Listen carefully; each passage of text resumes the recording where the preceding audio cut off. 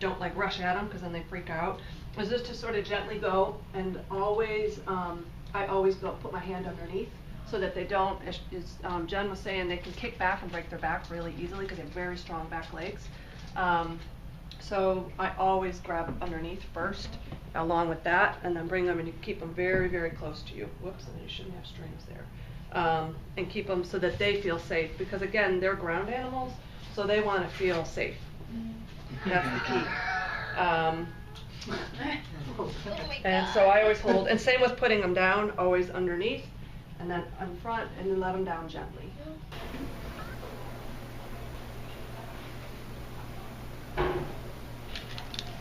Wow, good rabbit kicking. Good job, Julio.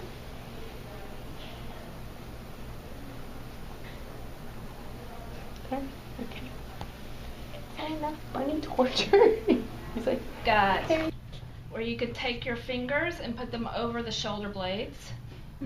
And the idea of putting them, I'm not actually holding him down or squishing him, but the idea is that I can restrict his forward hopping by having my hands in front of his shoulder blades so that I don't actually have to press down or be heavy. Pressure on the neck, Yeah, no yeah, pressure on the yep. dorsal part of the It's all just literally like very light. like a block. It's just very light, and it's just to keep their shoulder blades from it. When we're going to roll the rabbit, we're going to actually bring the rabbit back up to sternal and then over onto the other side.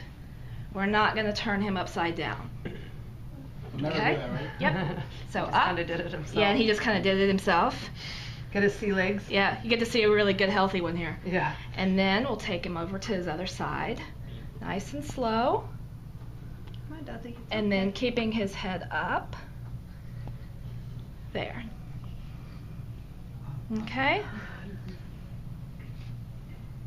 Make sense? Yep. Very, very, very important, because you really can scare them to death.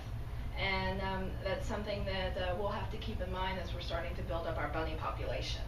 I'm thinking that I'll probably treat them mostly in the front in the cat room. I like the table because they like to be high. And a lot of the rabbits that we initially see, they can't really hop anyway, which is why they're coming to see us. And so that's a good option to treat them in the cat room.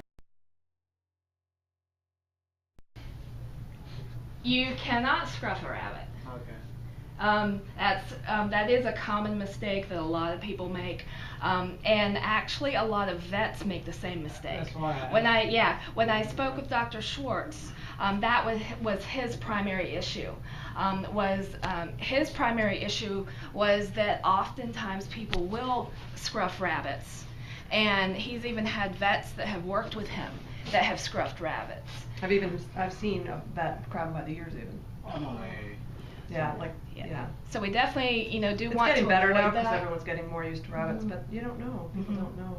It's a little bit of a misnomer to think of them as being just like, and they like to have their head rubbed in between their ears. So you can use that as long as there's not a needle in their head, of course. Right? Okay. And then the other way to do it is to cover their eyes. If the vet needs more room to put in more needles and you can't hold over the shoulders, then you can try to just cover their eyes. It's not as secure this way, but oftentimes they will be still. Usually. Yeah, it's not as secure, which is why Dr. Kampfer always trains her techs to hold them like 100% grass and hay. Then you need healthy treats, healthy pellets, and veggies. The healthy pellets is what counts into the section of the fecal matter that they have to re-ingest. Well, kale's very high in calcium, so they can only have a little bit, otherwise they'll get bladder stones. Yeah, okay. So cilantro, parsley, dill they love. I brought fennel here today from the garden, but he ate it already. And that's because sometimes you want to give them sticks to chew, like these guys always get organic apple sticks and that, but there are some fruit trees, like I think pear, if it's not dried out properly, it can be toxic. Fecal matter, this is, I don't even know how to say this. Cecotropes. Cecotropes. I call them stinkotropes because they stink. And if you see them, you won't mistake them. I don't have any pictures on here of them, but Yeah. they actually look a little bit more like mushy grapes. Whereas their regular feces, you guys have probably seen, is a small, well-formed. Yeah, they're dark and mushy. They look like little grapes, almost like caviar or something. Not that I don't eat caviar, but and they usually have a pretty distinct They do. smell. And then regular rabbit poops are nice and round, and you can hear it Yeah, like hay.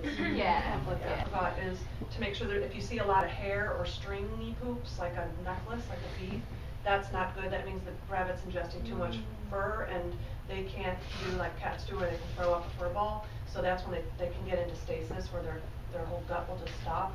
So if you see that, you really want to be aware and groom him a lot, like he needs more. So just something. And rabbits. So again, it's more of a medical emergency if that's noticed. The other thing with their abscesses is cats and dogs' abscesses are much easier to drain and kind of clear out. But with bunnies, it's like cream cheese. It's thick and it's very difficult to drain, and so that's why they need surgery usually to clean it out. So it's usually a lot.